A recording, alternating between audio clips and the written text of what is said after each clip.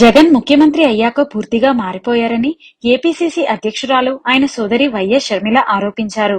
వైకాపా కోసం నిస్వార్థంగా పనిచేస్తే ఇప్పుడు తనపైనే వ్యక్తిగత దాడులు చేస్తున్నారని ఆవేదన వ్యక్తం చేశారు. కడపలో నిర్వహించిన కార్యకర్తల సమావేశంలో ఆమె పాల్గొన్నారు. తనకు ఎప్పుడూ పదవికాంక్ష లేదని, ఎన్ని అవరోధాలు కల్పించినా రాష్ట్ర ప్రజల హక్కుల కోసం పోరాటం సాగిస్తానని స్పష్టం చేశారు. వైఎస్ఆర్ ముఖ్యమంత్రిగా తన మార్క్ రాజకీయం, సంక్షేమ పాలన అందించారు. అదిప్పుడు జగనన్న పాలనలో ఎక్కడ ఉంది? వైకాపాని అధికారంలోకి తీసుకొచ్చేందుకు 3200 కిలోమీటర్ల పాదయాత్ర చేశాను. అలాంటిది ఇప్పుడు నాపైన మూకుముడిగా దాడి చేస్తున్నారు. రోజుకొకరితో నాపై వ్యక్తిగతంగా దూషణలు చేయిస్తున్నారు.